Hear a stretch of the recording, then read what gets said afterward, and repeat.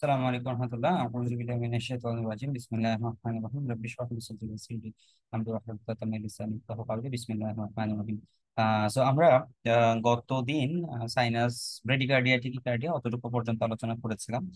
আজকে আমাদের আলোচনার বিষয়বস্তু ইনশাআল্লাহ শুরু হবে এট্রিও ভেন্ট্রিকুলার ব্লক। ঠিক আছে, এভি ব্লক এই জায়গা থেকে। এভি ব্লক আমাদের এক্সামের জন্য হ্যাঁ ইম্পর্টেন্ট একটা টপিক। কারণ আমরা জানি যে এট্রিও ভেন্ট্রিকুলার ব্লক তিন রকমের হয়ে থাকে, এবং এই তিন রকমের মধ্যে কিছু কিছু ক্ষেত্রে আমাদের ফাইন্ডিংস এ ডিফারেন্স থাকে। ডেফিনেটলি এটা পরীক্ষাতে আমাদের জানতে হবে। তাহলে আমাদেরকে প্রথমত মনে রাখতে হবে যে intermediate atrioventricular block AV node. AV নোডটা কোথায় আছে, নাম থেকে আমরা বুঝতে পারছি যে এট্রিওভেন্ট্রিকুলার, তার মানে এট্রিয়াম এবং ভেন্ট্রিকুলার মাঝখানে এই নোডটা অবস্থিত। দুই নম্বর কথা হচ্ছে এইখানে আপনি দেখবেন যে 0.1 সেকেন্ডের মতো একটা দেরি করে একটা ডিলে হয়, এভি নোডাল ডিলে। কেন? এই ডিলের সময় ভেন্ট্রিকলটা ঠিক মতো কি করে, ভেন্ট্রিকলে যেন ব্লাড দ্বারা ফিল আপ হতে পারে, এইরকম সময়টা আমরা দিই। আচ্ছা, এখন খারাপ ব্যাপার হচ্ছে যে অনেক সময় এই এট্রিওভেন্ট্রিকুলার নোড দিয়ে আর কোনো ইম্পালস ট্রান্সমিট হতে পারে না, তখন আমরা এট্রিওভেন্ট্রিকুলার ব্লকটা পাই। এই যে আমরা বললাম যে এই এভি নোডাল ডিলে থাকে, সেই এভি নোডাল ডিলেটা যদি বেশি হয়ে যায়, বলা হয় যে এট্রিওভেন্ট্রিকুলার ডিলেটা যদি টু মোর দেন 0.2 সেকেন্ড হয়, মোর দেন 0.2 সেকেন্ড হয়, তখনই আপনি সেটাকে বলবেন হচ্ছে ফার্স্ট ডিগ্রি হার্ট ব্লক। তাহলে ফার্স্ট ডিগ্রি হার্ট ব্লক বলার জন্য আপনার পূর্ব শর্ত হচ্ছে যে আপনি দেখতে যাচ্ছেন যে এভি নোডাল কন্ডাকশনটা ডিলে হচ্ছে কিনা। আচ্ছা, ভালো ব্যাপার কি, ভালো ব্যাপার হচ্ছে এইখানে কোনো ট্রিটমেন্টের দরকার হয় না, জাস্ট জানার জন্য আপনি জেনে নিলেন। ঠিক আছে, তাহলে এখানে আমরা পেশেন্টকে আশ্বস্ত করে দিতে পারবো। দুই নাম্বার মানে সেকেন্ড ডিগ্রি যেটা heart block, second degree heart ব্লকের মধ্যে একটা আপনি পাবেন হচ্ছে প্রোগ্রেসিভ পিআর লেংথেনিং, তার মানে এইখানেও পিআর। আচ্ছা, যেটা বলতেছিলাম যে এভিনিউরাল ডিলে 0.2 সেকেন্ডের বেশি আপনি যে পাচ্ছেন, এটা আপনি ইসিজি তে কিভাবে বুঝবেন? ইসিজি তে এই জিনিসটাকে আমরা পিআর ইন্টারভ্যাল দিয়ে বুঝতে পারি। পিআর ইন্টারভ্যাল মূলত এই জায়গাটুকু হচ্ছে আমাদেরকে ইন্ডিকেট করে যে আপনার এভি নোডাল ডিলেটা হচ্ছে কিনা। যদি এভি নোডাল ডিলে হয় তখন পিআর ইন্টারভ্যাল বড় হবে। ঠিক আছে, বা যদি কোনো কারণে এভি নোড কন্ডাকশন করতে না পারে তখনও পিআর ইন্টারভ্যাল বড় হবে বা মিসিং হবে এরকম। সেকেন্ড ডিগ্রির মধ্যে আমরা অলরেডি জানি যে এখানে মোবিল স্টেপ 1 আছে, মোবিল স্টেপ 2 আছে। মোবিল স্টেপ 1 যেটা, সেটা হচ্ছে প্রোগ্রেসিভ, তার মানে আস্তে আস্তে পিয়ারটা প্রোগ্রেসিভলি লেংথেনিং হবে, হঠাৎ করে একটা পিয়ার মিসিং হয়ে যাবে। ঠিক আছে, তাহলে প্রোগ্রেসিভ পিয়ার লেংথেনিং এটা আপনারা জানেন। আর সেকেন্ড ডিগ্রি হার্ট ব্লকের মধ্যে যেটা টাইপ 2, সেটা হচ্ছে সাডেন। ঠিক আছে, sudden sudden drop of QRS complex. তার মানে হঠাৎ করে আপনি দেখবেন যে একটা কিউআরএস কমপ্লেক্স মিসিং মিসিং হয়ে গেছে। ঠিক আছে, তাহলে এই দুইটা জিনিস আমরা খেয়াল করতে হবে। এইখানে আমরা দুই ক্ষেত্রেই ড্রপড বিট পাবো, ড্রপড কিউআরএস পাবো। প্রথমটার ক্ষেত্রে হচ্ছে যে পিআরটা লেংথেনিং হতে হতে, ধরেন প্রথম তার যে ইসিজি আপনি কমপ্লেক্স গুলো দেখবেন, প্রথমটাতে দেখলেন 0.12 সেকেন্ড, এরপরে দেখলেন 0.16 সেকেন্ড, এরপরে দেখলেন 0.2 সেকেন্ড, এরপরে দেখবেন যে হঠাৎ করে একটা ড্রপ বিট। এটাকে আমরা বলি যে মোবিল স্টেপ 1। ঠিক আছে, মোবিল স্টেপ 1। আর এবং এই যে ঘটনাটা, এই মোবিল স্টেপ 1 এর আরেকটা এটা একটা ফেনোমেনন আছে, এটাকে বলা হয় উইঙ্কি ব্যাক ফেনোমেনন। কি বলা হয়? উইঙ্কি ব্যাক ফেনোমেনন। এইভাবে পরীক্ষায় কোশ্চেন আসতে পারে যে উইঙ্কি ব্যাক ফেনোমেনন। আপনাদের তো ইসিজি থাকে না, এমআরসিপিতে গেলে ইসিজি থাকবে এরকম আর কি। আচ্ছা, তাহলে এই ফেনোমেননটার সবচেয়ে ইম্পর্টেন্ট ব্যাপার হচ্ছে এই ফেনোমেননটা কিন্তু অনেক সময় নর্মাল মানুষে দেখা যেতে পারে। নর্মাল মানুষ কাদেরকে দেখা যেতে পারে? এই কথাটাই আমাদের পরীক্ষাতে কাজে লাগবে যে এইটা কাদের ক্ষেত্রে নর্মাল। এটা হচ্ছে নর্মাল যারা এথলেট। এথলেট পার্সনদের ক্ষেত্রে, এথলেটদের দেখবেন যে বেশ কিছু চেঞ্জ থাকে শরীরে, এর মধ্যে একটা হচ্ছে এরকম মানে ফার্স্ট ডিগ্রি মানে second degree heart block Mobil step 1 এরকমটা হতে পারে। দুই নম্বর হচ্ছে যদি কেউ ঘুমিয়ে থাকে, স্লিপের সময় এইরকম আপনি কন্ডিশন পেতে পারেন। ঠিক আছে, বা যাদের ভ্যাগাল টোন হাই, ভ্যাগাল অ্যাক্টিভিটি হাই, তাদের ক্ষেত্রে এরকমটা পাওয়া যেতে পারে। কিন্তু যদি মোবিলস টাইপ 2 হয়, সেই ক্ষেত্রে এটাকে ভালো বা নর্মাল মনে করার কোনো কারণ না, কারণ মোবিলস টাইপ 2 এটা মোস্ট লাইকলি প্যাথোলজিক্যাল, এবং মোবিলস টাইপ 2 হচ্ছে এটা একটা ইন্ডিকেশন যে আপনাকে কি করতে হবে, পেস মেকার দিতে হবে। কারণ এই মোবিলস টাইপ 2 থেকে পরবর্তীতে কি থাকে, রিস্ক অফ অ্যাসিস্টল থাকে, মানে হঠাৎ করে ভেন্ট্রিকল বা এট্রিয়াম কোনোটাই আর কন্ট্রাকশন করছে না। হ্যাঁ, এই অ্যাসিস্টুলার রিস্কটা থেকে যায়। এই কথাটা আমরা সবসময় খেয়াল রাখবো যে মোবিল স্টেপ কোনটা খারাপ, মোবিল স্টেপের মধ্যে যেটা 2, হ্যাঁ, যেটার যত ডিগ্রি বেশি তত বেশি খারাপ। কারণ ফার্স্ট ডিগ্রির চেয়ে সেকেন্ড ডিগ্রি খারাপ, সেকেন্ড ডিগ্রির মধ্যে টাইপ 1 আছে, টাইপ 2 খারাপ। এবং অবশ্যই বুঝতে পারছেন তাহলে থার্ড ডিগ্রি যে হার্ট ব্লক, থার্ড ডিগ্রিটা আরো বেশি খারাপ। মানে থার্ড ডিগ্রি হার্ট ব্লক মানে একদম complete block. Third degree heart ব্লকে যেহেতু একদমই এট্রিয়াম এর সাথে ভেন্ট্রিকুলার সংযোগ বিচ্ছিন্ন হয়ে যায়, এটাকে আমরা বলতে পারি কমপ্লিট হার্ট ব্লক। যেহেতু কমপ্লিট হার্ট ব্লক, তার মানে এট্রিয়ামের মতো চলে, ভেন্ট্রিকলের মতো চলে। সুতরাং এই জায়গাটাতে আপনাকে জিজ্ঞেস করবে যে এইখানে আপনি কি ফাইন্ডিং পাবেন। এই ফাইন্ডিংটার নাম হচ্ছে এট্রিওভেন্ট্রিকুলার ডিসোসিয়েশন, মানে দুইজনের মধ্যে ডিভোর্স হয়ে গেছে। হ্যাঁ, তাহলে প্রথমটাতে হচ্ছে যে একটুখানি মনোমালিন্য। দ্বিতীয়টাতে হয়েছে হ্যাঁ মাঝে মধ্যে ঝগড়া হয়, ঝগড়ার পরে একদিন জামাই বাড়িতে আসে না। এখানে হচ্ছে কোনো কারণ ছাড়াই হঠাৎ করে বাড়িতে আসে না, তার মানে খারাপ অবস্থা, তাহলে আপনি অবশ্যই বুঝবেন যে না, সংসার ভেঙে যাওয়ার চান্স আছে। আর এইখানে দেখবেন যে শেষ একদমই সেপারেশন হয়ে গেছে, সো এট্রোভেন্ট্রিকুলার ডিসোসিয়েশন হয়েছে।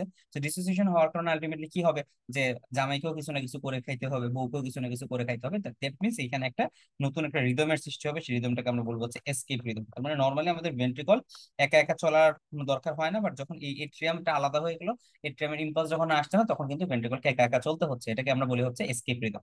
এবং যেহেতু এই রিদমটা ভেন্ট্রিকল থেকে অরিজিনেট হয়েছে, সুতরাং এই রিদম গুলো স্লো হবে। ঠিক আছে, স্লো হওয়ার কারণটা কি, যে আমরা জানি যে ভেন্ট্রিকল কিন্তু এট্রিয়ামের মতো অত বেশি ইজিলি ডিপোলারাইজ হতে পারে না, সুতরাং এখানে রিদম গুলো আপনি স্লো পাবেন। স্লো পাওয়ার পাশাপাশি এখানে আপনি যেটা দেখবেন যে যেহেতু আমাদের সমস্ত নার্ভাস সিস্টেমের অ্যাক্টিভিটি কার সাথে রিলেটেড, এট্রিয়ামের সাথে রিলেটেড, সুতরাং আমরা যখন এক্সারসাইজ করি, এক্সারসাইজের সাথে হার্ট রেট কিন্তু চেঞ্জ হয়। তো এইখানে হার্ট রেটটা স্লো হবে, রেগুলার হবে, but don't varies with exercise. তার মানে কি করবে না, আপনি যদি এক্সারসাইজ করেন, এক্সারসাইজ করলে এইরকম এটার হার্ট রেটে কোনো পরিবর্তন হবে না, কারণ এক্সারসাইজ করলে সমস্ত ইম্পালস গুলো তার এট্রিয়ামের ক্ষেত্রে পড়ছে। তবে বলা হয় যদি কারো কনজেনিটাল কনজেনিটাল হার্ট ব্লক থাকে, কনজেনিটালের ক্ষেত্রে কনজেনিটালের ক্ষেত্রে এই হার্ট রেটটা এক্সারসাইজের সাথে ভেরি করতে পারে। তো সেই ক্ষেত্রে তাদের আলাদা মেকানিজমে তারা আস্তে আস্তে নিজেদেরকে অ্যাডাপ্ট করে ফেলে, যে তারা যখন এক্সারসাইজ করে, এক্সারসাইজ করার সাথে সাথে তাদের হার্ট রেটটা ভ্যারি করতে পারে। ঠিক আছে, তাহলে এই কথাটা আমরা খেয়াল রাখবো। পাশাপাশি যেহেতু হার্টটা বেশিবার পাম্প করছে না, কম বার পাম্প করছে, হার্ট রেট যদি বাড়ে, হার্ট রেট যদি কমে, আমরা জানি যে cardiac output equals to heart rate into stroke volume. তার মানে আপনার যখন হার্ট রেটটা কমে যাচ্ছে, তার মানে ডেফিনেটলি আপনাকে স্ট্রোক ভলিউমটা বাড়া দিতে হবে। স্ট্রোক ভলিউম যদি বেড়ে যায়, তার মানে আপনি এখন কি ভলিউম পালস পাবেন, হাই ভলিউম পালস পাওয়া যাবে। ঠিক আছে, তাহলে এই কথাগুলো আমরা খেয়াল করবো। এটা কিসের লক্ষণ, এটা হচ্ছে কমপ্লিট হার্ট বিটের লক্ষণ। এবং যেহেতু এট্রিয়াম কখন কন্ট্রাকশন করতেছে, ভেন্ট্রিকল কন্ট্রাকশন কখন করতেছে ঠিক ঠিকানা নাই, so এরকম হতে পারে ভেন্ট্রিকল পুরো ক্লোজ হয়ে বসে আছে, এখন এট্রিয়াম কন্ট্রাকশন করছে, তখন অনেক জোরে যখন চাপ দিবে, তো আলটিমেটলি আপনি এ ওয়েভটাকে অনেক বড় পাবেন। সো এটাকে আমরা আগে আলোচনা করা হয়েছে যে ক্যানন এ ওয়েভ পাওয়া যাবে। সো এটাও একটা খুবই ইম্পর্টেন্ট গুরুত্বপূর্ণ বৈশিষ্ট্য, cannon a wave. Cannon wave কোথায় পাই আমরা, কমপ্লিট হার্ট ব্লকে পাই। ঠিক আছে, তাহলে এই পেশেন্ট গুলার মোটামুটি সিমটম গুলো এরকম করে আপনাদের কাছে আসবে, যে এই রোগীটা হঠাৎ করে একটা কিছু করতেছিল, করার মাঝখানে হঠাৎ করে কি হয়ে গেল, রোগীটা অজ্ঞান হয়ে গেল। অজ্ঞান হওয়ার পরে কিছুক্ষণ পরে তার আপনার দেখা যাচ্ছে যে তার হার্টবিট ফিরে এসেছে। সো এইরকম ভাবে আপনার রিকারেন্ট সিনকোপ এটার একটা প্রেজেন্টেশন হতে পারে। এবং এই যে রিকারেন্ট সিনকোপের পরে তার যে আস্তে আস্তে আবার অ্যাক্টিভিটি শুরু করতে পারলো, এটাকে বলে স্ট্রোক স্যাডান সিনড্রোম। তো স্ট্রোক স্যাডান সিনড্রোমে কি হচ্ছে, যে ভেন্ট্রিকলটা অ্যাক্টিভিটি শুরু করতে পারে, এই কারণে সে সিনকোপ হয়, সিনকোপ হওয়ার পরে আবার সে ফিরে আসে। তো এই যে কলাপস হয়ে যায়, এই যে ডেথ লাইক পেরোর হয়ে যায়, এগুলোকে আমরা বলতে পারি কার্ডিয়াক সিনকোপ। এবং কার্ডিয়াক সিনকোপের ক্ষেত্রে রোগী যখন অজ্ঞান হয়ে যাবে, তখন রোগীর শরীর একদম ফ্যাকাশে হয়ে যাবে, একটু পরে সারা মুখ টুক ফ্লাশিং হয়ে যাবে, মানে রক্তে আভা দেখা যাবে। কেন, কারণ হচ্ছে যে কার্ডিয়াক সিনকোপে কেন হচ্ছে, কারণ হচ্ছে আপনার হার্ট ঠিক মতো বিট করতে পারছে না। যদি হার্ট বিট করতে না পারে, হার্ট যদি ব্লাড পাঠাইতে না পারে, তাহলে সারা শরীরে প্যালোর হবে। একটু পরে যখন হার্ট আবার সব জায়গায় ব্লাড পাঠাচ্ছে, তখন কি হবে, তখন সেই জিনিসটা আবার নর্মাল হয়ে যাবে, তখন ফ্লাশিং এর মতো অ্যাপিয়ারেন্স পাওয়া যাবে। এখন আপনি কমপ্লিট হার্ট ব্লকের ম্যানেজমেন্টের ক্ষেত্রে আপনাকে কিছু ক্লিনিক্যাল সার্কামস্টেন্সেস দেখতে হবে। কি ক্লিনিক্যাল সার্কামস্টেন্সেস কি, দেখেন সাধারণত আমরা আগেই বলেছি যে আমাদের যদি ইনফিরিয়র এমআই হয়, হ্যাঁ ইনফিরিয়র এমআই যখন হয়, ইনফিরিয়র এমআই এ মূলত হচ্ছে রাইট করোনারি আর্টারি আক্রান্ত হয়। রাইট করোনারি আর্টারি একই সাথে এসএ নোডে সাপ্লাই দেয় এবং এভি নোডেও কিছু ক্ষেত্রে সাপ্লাই দিয়ে থাকে। হ্যাঁ, most of the time say SA নোডে সাপ্লাই দেয়, এবং 60% টাইমে সে এভি নোড এসএ নোড দুই জায়গায় সাপ্লাই দিতে পারে। এসএ নোডে নিয়ারলি 90% টাইমে সাপ্লাই দেয়, এভি নোডে নিয়ারলি 60% টাইমে সাপ্লাই দেয়। তো যখন এরকম সাপ্লাইটা দিচ্ছে, তখন আপনি কি করলেন, তখন মানে আমরা যদি চিন্তা করি যে inferior MI right coronary artery involvement হয়, সো সুতরাং ইনফিরিয়র এমআই এ আপনি এরকম হার্ট রেটটা স্লো পেতে পারেন। ইনফিরিয়র এমআই আপনি হার্ট রেটটা কি কি পেতে পারেন, স্লো পেতে পারেন। এবং এই যে ইনফিরিয়র এমআই যদি আপনি দেখেন, যে inferior MI with second degree heart block, inferior MI with third degree heart block, এই জায়গাগুলোতে আসলে আমাদেরকে কোনো ম্যানেজমেন্ট করতে হয় না। এখানে আপনি জাস্ট যদি দেখেন যে হার্ট রেট খুব কম, হার্ট রেট যদি খুব কম দেখেন, তখন আপনি ইনজেকশন এট্রোপিন দিতে পারেন। ইনজেকশন এট্রোপিন দিলে তার হার্ট রেটটা কিছুটা উঠবে। কিন্তু এইখানে যে তার পেস মেকার বা এই সমস্ত কিছু দরকার হয় না। কেন দরকার হয় না, কারণ তার রাইট করোনারি আর্টারিটা ব্লকেজ হওয়ার কারণে এখন তার হার্ট ব্লকটা হয়েছে। কিন্তু আপনি যেহেতু এমআই এর ম্যানেজমেন্ট করতেছেন, তার মানে আপনি তো চাচ্ছেন যে সেই ব্লকটা ছুটাই দেওয়ার জন্য। তার মানে যদি ব্লকটা ছুটাই দেন, তখন যে কাজটা হবে, তার এট্রিওভেন্ট্রিকুলার এই যে ব্লকটা বা কমপ্লিট যে হার্ট ব্লকটা আছে, এই সমস্ত জিনিসগুলো ভালো হয়ে যাবে। তার মানে এটা মোটামুটি দেখা যাচ্ছে যে 7 থেকে 10 দিনের মধ্যে এট্রিওভেন্ট্রিকুলার ব্লকটা নর্মাল হয়ে যায়। কিন্তু যদি আপনি দেখেন যে একটা মানুষের কমপ্লিট হার্ট ব্লক প্লাস হচ্ছে এন্টেরিয়র এমআই, এন্টেরিয়র এমআই। এখন দেখেন এন্টেরিয়র এমআই মানে হচ্ছে, আপনি বুঝতে পারছেন এন্টেরিয়র এমআই এর পিছনে হচ্ছে লেফট এন্টেরিয়র ডিসেন্ডিং আর্টারিটা সাধারণত ইনভলভ থাকে, এবং লেফট এন্টেরিয়র ডিসেন্ডিং এর পাশাপাশি লেফট সার্কামফ্লেক্স ইনভলভ হতে পারে, সেক্ষেত্রে পিছনের দিকে কিছু ব্লাড সাপ্লাই যেতে, মানে ব্লাড সাপ্লাই সমস্যা হতে পারে। তো আপনি বুঝতে পারেন যে একটা মানুষের যদি এন্টেরিয়র এমআই হওয়ার পরে হার্ট ব্লক হয়, তার মানে তার এত বেশি ভেন্ট্রিকুলার ওয়াল ড্যামেজ হয়েছে যে ভেন্ট্রিকুলার এন্টিরিয়র ওয়াল পুরোটা গিয়ে এরপরে সে এভি নোডে এফেক্ট করেছে। সুতরাং যদি এইরকম ঘটনা আপনি পান যে complete heart block with anterior MI, এইখানে আপনি বুঝবেন যে এই পেশেন্টের প্রগনোসিস খারাপ। কারণ হার্টের ইনফিরিয়র ওয়ালে রাইট করোনারি আর্টারি সাপ্লাই দেয়, রাইট করোনারি আর্টারি এভি নোডও সাপ্লাই দেয়, সো সমস্যা হওয়ার কথা না। কিন্তু যখন আপনি দেখতেছেন যে একটা মানুষের এন্টিরিয়র এমআই এর সাথে হার্ট ব্লক, তখন আপনি বুঝবেন যেটা কি, তার প্রগনোসিসটা খুবই পুর। এবং এই ক্ষেত্রে এই মানুষটার অ্যাসিস্টল হওয়ার সম্ভাবনা খুবই বেশি। এবং যদি অ্যাসিস্টল হয় তখন আমাদেরকে কি করতে হবে, এই পেশেন্টকে পেস মেকার দিতে হবে। সো আমরা যদি খেয়াল করি যে এই পেশেন্টেরও হার্ট রেট কম পাওয়া যাবে, সো ডেফিনেটলি আপনি এখানে পেশেন্টকে অ্যাট্রোপিন দিবেন।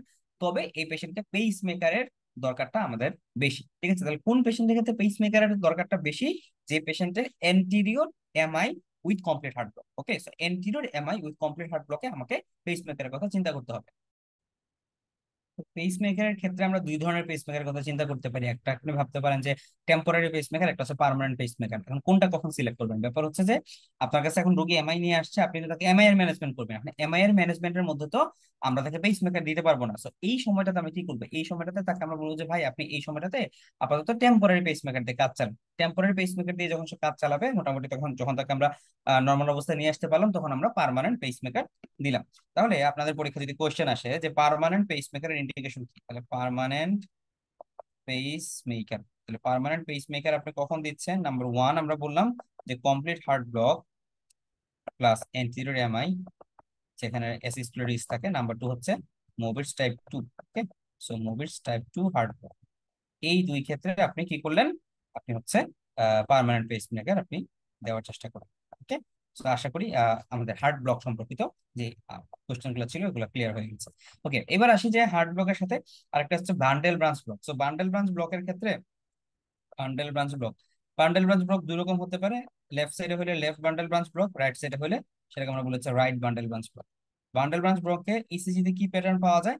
ইসিজি তে হচ্ছে আরএসআর প্যাটার্ন পাওয়া যায়। ঠিক আছে, আরএসআর প্যাটার্ন বা ডব্লিউ প্যাটার্ন বা এম প্যাটার্ন এরকম পাওয়া যায়। সো এখানে আপনি ইসিজি তে জাস্ট আরএসআর প্যাটার্নের কথা মনে রাখতে পারেন, মানে আর এস আর। সো এটাকে আলটিমেটলি আপনি দেখে কিসের মতো মনে করবেন, যে এম এর মতো মনে করবেন, তাই না? সো এইখানে এই এম টাইপ প্যাটার্ন, আরএসআর প্যাটার্ন বা এম টাইপ প্যাটার্ন যেখানে সমস্যা সেখানে পাওয়া যায়। মানে লেফট বান্ডেল ব্রাঞ্চ ব্লকে V5 V6 লিডে পাওয়া যায়, রাইট বান্ডেল ব্রাঞ্চ ব্লকে V1 V2 লিডে পাওয়া যায়। ওকে, এক নম্বর কথা। দুই নম্বর কথা হচ্ছে লেফট বান্ডেল ব্রাঞ্চ ব্লকের মধ্যে আপনি আবার দুইটা ভাগে ভাগ করতে পারেন। লেফট বান্ডেল ব্রাঞ্চ ব্লকের মধ্যে হেমি ব্লক হতে পারে। যদি এন্টিরিয়র ফেসিকুলাস, লেফট এন্টিরিয়র ফেসিকুলাসের সমস্যা হয়, অ্যান্টেরিয়র ফেসিকুলাসের সমস্যা হয়, তখন তো আপনি এইরকম ঘটনা পাওয়ার পাশাপাশি আপনি পাবেন হচ্ছে অ্যান্টেরিয়রলি যদি হয় তখন আপনি পাবেন লেফট এক্সিস ডেভিয়েশন। আর যদি লেফট পোস্টেরিয়র ফেসিকুলাসের সমস্যা হয় তখন আপনি পাবেন হচ্ছে right axis deviation. So just এইটা এই পি দিয়ে মনে রাখেন, পি, পি এর সাথে আর। Okay, so right axis deviation. So right axis deviation কোথায় পাই? লেফট পোস্টেরিয়র ফেসিকুলাসের সমস্যা হলে। আর এন্টেরিয়র ফেসিকুলাসের সমস্যা হলে কি পাই? Left axis deviation. ঠিক আছে, এই দুই দুই তিনটা তথ্য আপনি মনে রাখলেন।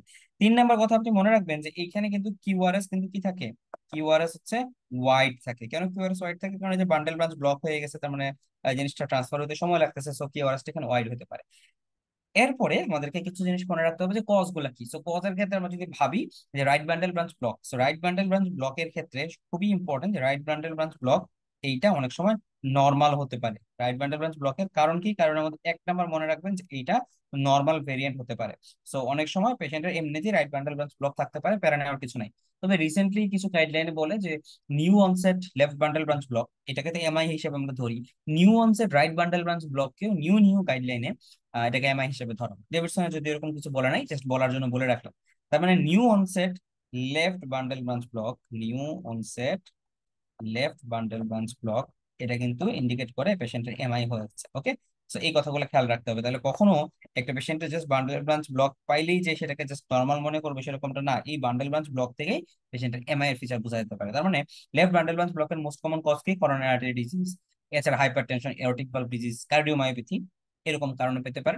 রাইট বান্ডেল ব্রাঞ্চ ব্লকের ক্ষেত্রে একই রকম কথা, নর্মাল ভেরিয়েন্ট হিসেবে পাওয়া যায়। আরেকটা হচ্ছে এট্রিওসেপ্টাল ডিফেক্ট থাকলে, এট্রিওসেপ্টাল ডিফেক্ট আমরা বলেছি, ইট্রিওসেপ্টাল ডিফেক্টে রাইট বান্ডেল ব্রাঞ্চ ব্লক থাকে। ওকে, তাহলে আমরা শিখলাম যে right bundle branch block normal ভেরিয়েন্টে পাওয়া যায়, এএসডি তে পাওয়া যায়। আর করোনারি আর্টারি ডিজিজে রাইট বান্ডেল ব্রাঞ্চ ব্লকও পাওয়া যেতে পারে, লেফট বান্ডেল ব্রাঞ্চ ব্লকও পাওয়া যেতে পারে। আর এওরটিক ভালভ, এওরটিক সাইডে যত সমস্যা, এওরটিক ভালভে ডিজিজ বা এওরটিক, এওরটা দিয়ে ব্লাড বের হচ্ছে না, দ্যাট মিন্স হচ্ছে হাইপারটেনশন, কার্ডিওমায়োপ্যাথি, এই সমস্ত ক্ষেত্রে আপনি লেফট বান্ডেল ব্রাঞ্চ ব্লক পাবেন। ঠিক আছে। সো ট্রিটমেন্ট আসলে সবসময় যে লাগে এরকমটা না, এখানে বিটা ব্লকার দিয়ে মোটামুটি ট্রিটমেন্ট দরকার করতে পারেন। আরেকটা ব্যাপার হচ্ছে যদি পেশেন্টের সিগনিফিকেন্টলি কোনো সমস্যা থাকে, যে লেফট বান্ডেল ব্রাঞ্চ ব্লক যদি থাকে, তো সেই ক্ষেত্রে তো আপনাকে অবশ্যই চিকিৎসা করতে হবে, এমআই হিসেবে চিন্তা করে এমআই ম্যানেজমেন্ট করতে হবে। হার্ট ফেলিওর হয়ে গেলে হার্ট ফেলিওর ম্যানেজমেন্ট করবেন। আর যদি আপনার রাইট বান্ডেল ব্রাঞ্চ ব্লক হয়, তখন যে কথাগুলো বললাম যে হয়তো ট্রিটমেন্ট দরকার নাও হতে পারে। ঠিক আছে। আচ্ছা, এবার আমরা আসি যে এট্রিয়াল একটোপিক বিট। এট্রিয়াতে যদি কোনো একটোপিক কোনো বিট আপনি পান, সেই ক্ষেত্রে মনে রাখবেন চিকিৎসার দরকার নাই।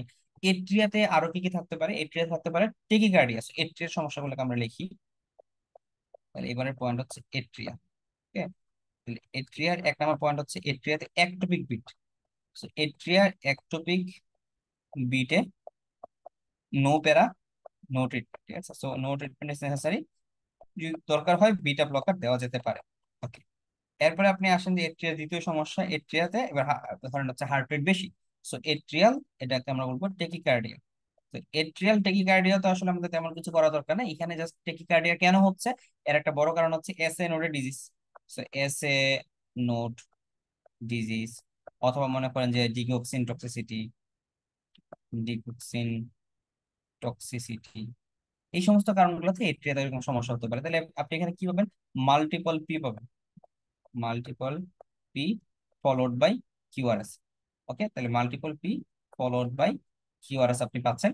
এইটাকে আমরা মোটামুটি এট্রিয়ালটাকে কার্ড হিসেবে বলতে পারি। সো এইখানে আপনি যদি দেখেন যে ভেন্ট্রিকুলার টেকিকার্ডিয়াও আপনি যদি এর সাথে পেয়ে যান যে এট্রিয়াল টেকিকার্ডিয়াটা ভেন্ট্রিকুলার টেকিকার্ডিয়া করে ফেলতেছে, তখন আমরা চেষ্টা করবো যে এট্রিয়া থেকে ভেন্ট্রিকুলার যেন কোনো সাপ্লাই না যেতে পারে। তাহলে এট্রিয়া ভেন্ট্রিকুলার মাঝখানে কি আছে? এবি নোড আছে। সো অনেক সময় আমরা যেটা করি যে এবি নোডকে ব্লক করে দিই, এবি নোড ব্লক করে দিই, এরকম কিছু ড্রাগ দিই। এরকম কিছু ড্রাগ দিলে কি হলো, আলটিমেটলি এবি নোড ব্লক হয়ে গেল। তাহলে এট্রিয়াল টেকিকার্ডিয়া হলো ভেন্ট্রিকলটা যেন নর্মাল থাকে। ঠিক আছে। তাহলে এই কথাটা একটু খেয়াল রাখতে পারেন যে এট্রিয়াল টেকিকার্ডিয়াতে আমরা এভি নোডাল ব্লকিং ড্রাগ দিতে পারি, বা অনেক সময় ক্যাথেটার অ্যাব্লেশন করার দরকার হতে পারে। আচ্ছা, এট্রিয়াতে ইম্পর্টেন্ট যে জিনিস সেটা হচ্ছে এট্রিয়াল ফ্লাটার, যেটা নিয়ে কোশ্চেন আসবে। এট্রিয়াল ফ্লাটার এবং atrial fibrillation very important topic. আমরা এট্রিয়াল ফ্লাটারটা নিয়ে আগে বলি। তো এট্রিয়াল ফ্লাটার হচ্ছে আপনি বুঝবেন এট্রিয়াল টেকিকার্ডিয়ার চেয়েও এখানে বিটটা বেশি। তো এখানে আপনি ফ্লাটারের কারণে এরকম অসংখ্য পিওএফ পাবেন, অসংখ্য পিওএফ, এরপরে কিউআরএস এরকম পাবেন। তো এই ওয়েভ গুলাকে আমরা বলি হচ্ছে কি অ্যাপিয়ারেন্স, সটুথ অ্যাপিয়ারেন্স। তাহলে পরীক্ষাতে যদি কখনো এরকম কোশ্চেন থাকে যে সটুথ অ্যাপিয়ারেন্স আপনি কোন ডিজিজে পান, সটুথ অ্যাপিয়ারেন্স আমরা পাই হচ্ছে এট্রিয়াল ফ্লাটারে। কোশ্চেন হচ্ছে এট্রিয়াল ফ্লাটারটা কেন হচ্ছে, যে এটা এট্রিয়া, এটা ভেন্ট্রিকল, এটা আরেকটা এট্রিয়া, আরেকটা ভেন্ট্রিকল। সো এইখান থেকে এট্রিয়ার ইম্পালস গুলা ভেন্ট্রিকলে না গিয়ে এই এট্রিয়ার মধ্যে হচ্ছে মানে একটা সার্কিট তৈরি করে, হ্যাঁ, এট্রিয়ার মধ্যে তারা বারবার ঘুরতে থাকে। তো এই যে এট্রিয়ার মধ্যে ইম্পালস গুলো ঘুরতেছে, ঘুরে ঘুরে ঘুরে ঘুরে কোনো এক সময় সেই ইম্পালসটা নিচের দিকে পাস করে, কোনো এক সময় পাস করে। তো এই যে ধরেন প্রতি 3 বার, এটা ধরেন প্রতি 3 বার এরকম রাউন্ড দেয়, একবার পাস করে, প্রতি 3 বার রাউন্ড দেয়, একবার পাস করে। তো এই জিনিসগুলোকে আমরা বলি যে ভেরিয়েবল ব্লক। তো এট্রিয়াল ফ্লাটারে 2:1, 3:1, 4:1 এরকম প্যাটার্ন থাকতে পারে। তার মানে কি? তার মানে আপনি বুঝবেন যে এট্রিয়া এরকম 3 বার, এট্রিয়াতে ইম্পালসটা 3 বার চক্কর দিবে, চক্কর দেওয়ার পরে একবার ভেন্ট্রিকলে গিয়ে পাস হবে। এট্রিয়াতে 2 বার চক্কর দিবে, একবার ভেন্ট্রিকলে গিয়ে পাস হবে। So, এইরকম ঘটনাগুলোকে আমরা বলি হচ্ছে এট্রিয়াল ফ্লাটার। তো এট্রিয়াল ফ্লাটারের মূল কারণটা কি? এট্রিয়াল ফ্লাটারের মূল কারণটা হচ্ছে এটাকে বলা হয় লার্জ ম্যাক্রো, লার্জ বা ম্যাক্রো, যেটাই বলেন না কেন, রি এন্ট্রি সার্কিট, লার্জ বা ম্যাক্রো রি এন্ট্রি সার্কিট। এই ম্যাক্রো সার্কিটের কারণেই আপনি এখানে এট্রিয়াল ফ্লাটার পাচ্ছেন। তো এখন আমাদের যদি বলা হয় যে তাহলে আপনি এট্রিয়াল ফ্লাটার পেয়েছেন, তাহলে এই ক্ষেত্রে আমাদের কাজ কি? তো দেখেন, সহজ কথা যদি আমরা বলি যে এট্রিয়াল ফ্লাটার আপনি কিভাবে চিন্তা করবেন, তাহলে প্রথম কথা, এখানে যদি এট্রিয়া থেকে ইম্পালস গুলো অরিজিনেট হচ্ছে, তাহলে এটা কি ব্রড কমপ্লেক্স হবে না নেরো কমপ্লেক্স হবে? মনে রাখবেন যে আমরা বলেছি যে মানে বান্ডেল অফ হিজের উপরে যে কোনো জায়গা থেকে যদি কোনো ইম্পালস তৈরি হয়, সেটা কি হবে? সেটা হচ্ছে নেরো কমপ্লেক্স টেকিকার্ডিয়া হবে। তাহলে নেরো কমপ্লেক্স 1 নম্বর কথা হচ্ছে এটা, ইসিজিতে আপনি নেরো কমপ্লেক্স টেকিকার্ডিয়া আপনি পাচ্ছেন। ফাইন।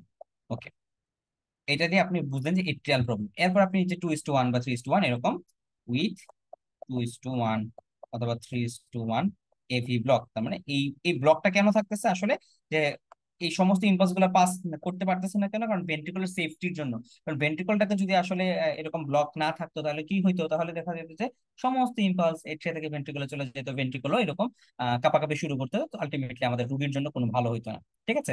তো এই জায়গাটাতে আমরা যখন একটা পেশেন্ট নেরো কমপ্লেক্স গার্ডিয়া দেখবো, যে আমরা যখন পেশেন্টের হার্ট রেট দেখবো যে মোর দেন 150, সো হার্ট রেট যখন মোর দেন 150 দেখবো, যখন আমরা সটোতে পেরেন্ট দেখবো, তখন আমি চিন্তা করবো যে এই পেশেন্টের এট্রিয়াল ফ্লাটার হলো কিনা। আচ্ছা, এট্রিয়াল ফ্লাটার হওয়ার পরে এইবার আমাদেরকে কি কাজ করতে হবে? এইখানে যে কাজটা করতে হবে যে আমরা এট্রিয়াল ফ্লাটার নিয়ে যদি কনফিউশনে থাকি, বলা হয়েছে যে আপনি যদি কনফিউশনে থাকেন তখন পেশেন্টের ক্যারোটিড সাইনাসে একটু মাসাজ করেন। কি করবেন? ক্যারোটিড সাইনাসে মাসাজ। সো এইখানে বেড সাইড ইনভেস্ট, আপনি এটা বেড সাইড স্টেপ, আপনি বেড সাইডে কি করবেন? Carotid sinus massage. পরীক্ষাতে কোশ্চেন আসতে পারে যে একটা পেশেন্ট এরকম আসছে, তার হার্ট রেট অনেক বেশি, তাহলে এই পেশেন্টের ডায়াগনোসিস করার জন্য আপনি বেড সাইড কি করতে পারেন? ক্যারোটিড সাইনাস মাসাজ করতে পারেন। কেন ভাই? ক্যারোটিড সাইনাস মাসাজ করলে কি হবে? ক্যারোটিড সাইনাস মাসাজ করলে ক্যারোটিড সাইনাসের মাধ্যমে আলটিমেটলি ক্যারোটিড ক্যারোটিড সাইনাসের যে রিসেপ্টর গুলো আছে, ভ্যাগাল রিসেপ্টর গুলা, সো এটা হাই ভ্যাগাল টোন দিবে। তাহলে ক্যারোটিড সাইনাসের মধ্যে আসলে মূলত ভ্যাগাল অ্যাক্টিভিটি বাড়ানোর আমরা কাজ করতেছি। তাহলে ক্যারোটিড সাইনাসের মাসাজ দেন, অথবা যদি আপনি এডেনোসিন দেন, এডেনোসিন ইনজেকশন, এডেনোসিন ইনজেকশন। এই দুইটারই মূল মেকানিজম হচ্ছে তারা দুইজন আলটিমেটলি কাকে ব্লক করে দেয়? ভ্যাগাল টোন বাড়ানোর মাধ্যমে বা ইনজেকশন দেওয়ার মাধ্যমে আলটিমেটলি আপনি এভি ব্লকটা বাড়ায় দিচ্ছেন, মানে হার্টের ব্লকটাকে আপনি আরো বেশি বাড়ায় দিচ্ছেন। সো হার্টের ব্লকটাকে বাড়ায় দিলে কি হবে? আগে দুইটা পি এর পরে একটা কিউআরএস আসতো, এখন হার্টের ব্লক বাড়ায় দিলে চারটা পি এর পরে একটা কিউআরএস আসবে। সো আপনার এই ফ্লাটার ওয়েভ গুলা আইডেন্টিফাই করা ইজি হবে। সো আমাদের মূল উদ্দেশ্য কি? আমরা মূল উদ্দেশ্য হচ্ছে ব্যাক সাইডে টেম্পোরারি আহ কিছু কাজ করতে পারি, যে এডেনোসিন একটা ইনজেকশন দিতে পারি, ক্যারোটিড সাইনাস প্রেসার দিতে পারি, দেওয়ার পরে আপনার আপনি ঠাস করে বুঝে যাবেন যে এখানে এই পেশেন্টের কি সমস্যা হয়েছে, যে তার পেশেন্ট এটিএল ফ্লাটার। আচ্ছা, তো এটিএল ফ্লাটার আপনি বুঝে ফেললেন, হ্যাঁ, এবার আপনি প্ল্যান করে ফেলবেন যে ম্যানেজমেন্টের, তাহলে এই এটিএল ফ্লাটার ম্যানেজমেন্ট আমরা কি করে করব। আচ্ছা, সো প্রথমত আপনি বুঝতেই পারছেন যে এই পেশেন্টটার অনেক বেশি রেট এবং এই পেশেন্টের রিদম ঠিক নেই।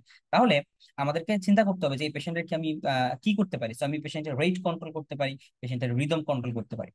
এখন এই পেশেন্টের রেট কন্ট্রোল করার জন্য আমরা বললাম যে আমাদের এট্রিয়ার যে অরিজিন গুলো, ইম্পালস গুলো, সেটা এসএ নোড থেকে অরিজিন হতে পারে, অন্যান্য আশেপাশের একটুপিক টিস্যু থেকে অরিজিন হতে পারে। সো এসএ নোড বা এই জায়গাগুলোতে ভালো কাজ করে। এসএ নোড বা এই জায়গাগুলোতে ভালো কাজ করে, আপনি তিনটা টাকার নাম মনে রাখবেন: বিসিডি। বিসিডি, বিসিডি মানে কি? Beta blocker, calcium channel blocker এবং হচ্ছে digoxin. So beta blocker, calcium channel blocker এবং হচ্ছে ডিগক্সিন। সো ক্যালসিয়াম চ্যানেল ব্লকারের মধ্যে রেট লিমিটিং আর কি, যেমন ভ্যারাপামিল বা ডিলটিয়াজিম, এরকম কথা মনে রাখতে পারেন। সো ভ্যারা ভ্যারাপামিল বা ডিলটিয়াজিম, জাস্ট নিচে মনে রাখার জন্য বুঝে না আর কি। তো বিসিডি মানে কি? Beta blocker, calcium channel blocker এবং হচ্ছে digoxin. Beta blocker, calcium channel blocker এবং হচ্ছে ডিগক্সিন। এদেরকে দেওয়ার পরে, এটা হচ্ছে আমাদের মোটামুটি প্রথম স্টেপ। তো এটা দেওয়ার পরে আমাদের কাজ হয়ে যাওয়ার কথা যে আপনার রেট কমে গেল, হ্যাঁ, বা আপনার রিদমটা আস্তে আস্তে রেগুলার দিকে আসা শুরু করলো। মূলত এদের কাজ হচ্ছে রেটটা কমিয়ে দেওয়া। হ্যাঁ, তো রেটটা কমিয়ে দেওয়ার পরে এইবার আমরা কি করবো? এখন দেখলাম যে আচ্ছা ফাইন, পেশেন্টের রেট কমাইলাম, স্টিল পেশেন্ট আসলে ওরকম ভালো কাজ করতেছে না, তাহলে এই পর্যায়ে আমাদেরকে যেটা করতে হবে, আমাদের সেকেন্ড স্টেপে যাইতে হবে। সেকেন্ড স্টেপে হচ্ছে যে রেট কন্ট্রোল করে লাভ হচ্ছে না, এবার তুমি রিদম কন্ট্রোল করো, যে এই তার ফ্লাটারটাকেই নষ্ট করে দাও। সো এটার মূল উদ্দেশ্য কি ছিল? Rate control. Okay, so rate কন্ট্রোলের পরে, যদি রেট কন্ট্রোলের পরে আমাদের সেকেন্ড স্টেপ হতে পারে রিদম কন্ট্রোল। রিদম কন্ট্রোলের জন্য এই যে হার্টে যে উল্টাপাল্টা কাজ হচ্ছে, উল্টাপাল্টা কাজকে আমরা ডিসি শক দিয়ে ঠিক করে ফেলবো। ডিসি শক দিয়ে হার্টটাকে খারাপ থেকে ভালোর পথে কনভার্সন করব। সো হার্টকে কনভার্সন করা কি আমরা আলটিমেটলি বলি যে DC cardioversion. DC cardioversion. Okay, so rhythm কন্ট্রোলের আমাদের স্টেপ কি? আমাদের স্টেপ হচ্ছে DC cardioversion. So DC কার্ডিও ভার্সনে আপনি সমস্যা যেটা হচ্ছে যে আপনার ডিসি কার্ডিও ভার্সন করলেন, এখন একবার শক দিলেন, ঠিক হইলো, একটু পরে আবার যেই সেই অবস্থা। তার মানে ডিসি কার্ডিও ভার্সন খারাপ দিক হচ্ছে এটার রিকারেন্স রেট সবচেয়ে বেশি। তার মানে আপনি রেট কন্ট্রোল করার চেষ্টা করলেন মোটামুটি আলহামদুলিল্লাহ, এরপরে রিদম কন্ট্রোল করার চেষ্টা করলেন, বাট রিদমের পরে রিকারেন্স রেট বেশি। সো ডিসি কার্ডিও ভার্সনের পরে নেক্সট স্টেপ, যদি কখনো কোশ্চেন করে যে একটা পেশেন্টকে ডিসি কার্ডিও ভার্সন করছেন, তাহলে এরপরে নেক্সট স্টেপ কি হবে? নেক্সট স্টেপ হচ্ছে এই পেশেন্টকে একটা বিটা ব্লকার আপনি দিয়ে দিবেন।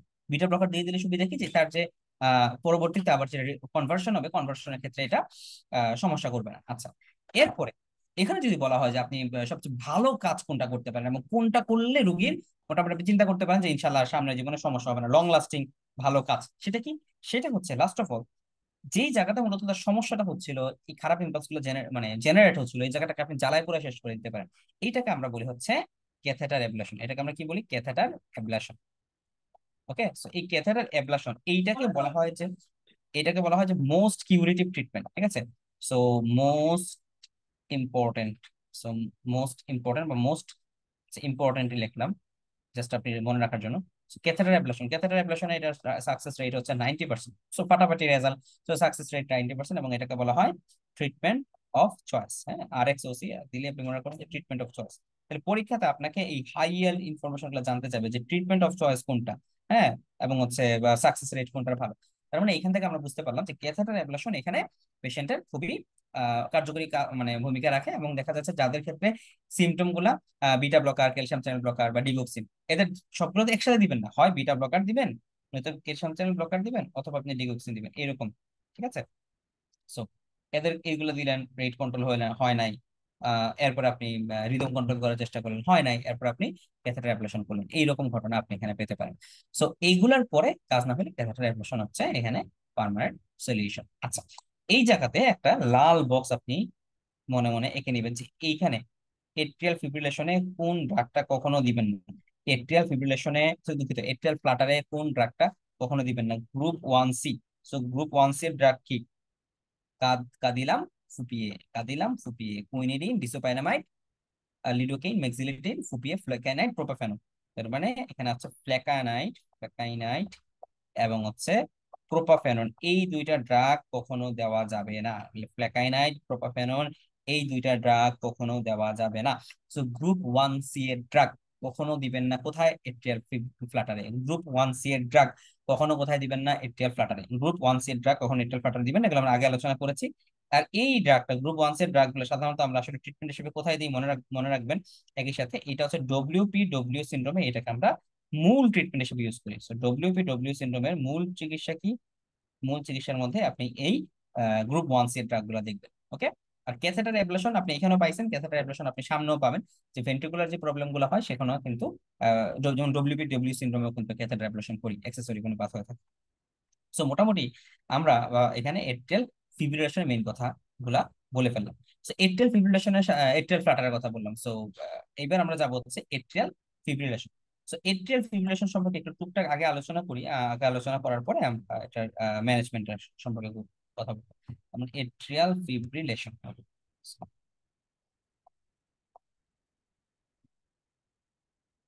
ওকে।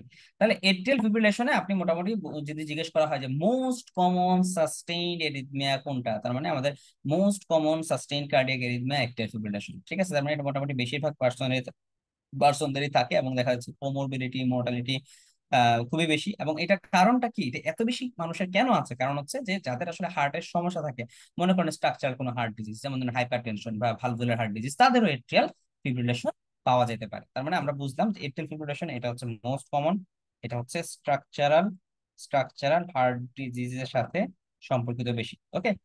আচ্ছা, এখন 2 নম্বর কথা হচ্ছে যেটা আসলে কেন হয়, এটাও আপনি মানে আপনি যদি হার্টের কথা চিন্তা করেন, এইখানে আপনি আলটিমেটলি হার্টে, বিশেষ করে এটা লেফট এট্রিয়ামের সমস্যার জন্য হয়, এই পালমোনারি ভেইন গুলোর আশেপাশে কিছু এইখানে কিছু রিএন্ট্রি সার্কিট তৈরি হয়। তো এই বলা হয় যে এই রিএন্ট্রি সার্কিট গুলোর জন্য এট্রিয়াল ফিব্রিলেশনটা হচ্ছে।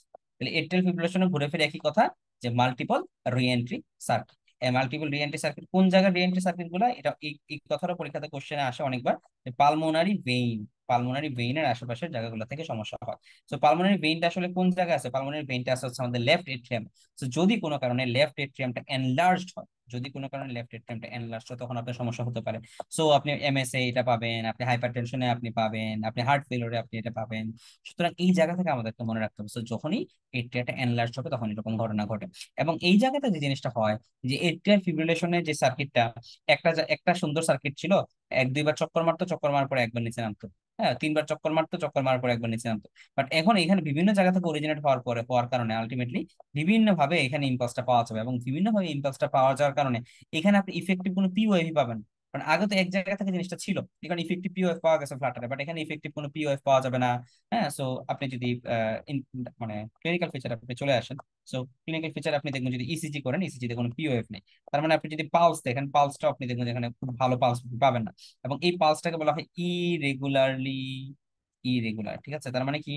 তার মানে হচ্ছে যে এইখানে ইম্পালস গুলো হঠাৎ হঠাৎ করে একটা নিচে যাবে, হঠাৎ হঠাৎ করে আরেকটা নিচে যাবে, সো কোনো ঠিক ঠিকানা নাই, এটাকে আমরা বলি হচ্ছে ইরেগুলার পাওয়া যাবে। এবং আপনি যখন ইসিজি করবেন, ইসিজিতে কোনো ইসিজি তে পি ওয়েভ পাওয়া যাবে না, হ্যাঁ। আপনি যদি জেভিপি করেন, জেভিপি তে এ ওয়েভ পাওয়া যাবে না। তার মানে অনেক কিছু হারানোর শোক নিয়ে আমাদেরকে এট্রিয়াল ফিব্রিলেশনের কথাটা পড়তে হবে। তাহলে পালস ইরেগুলার, ইরেগুলার, পি নাই, হ্যাঁ, কিউআরএস নাই।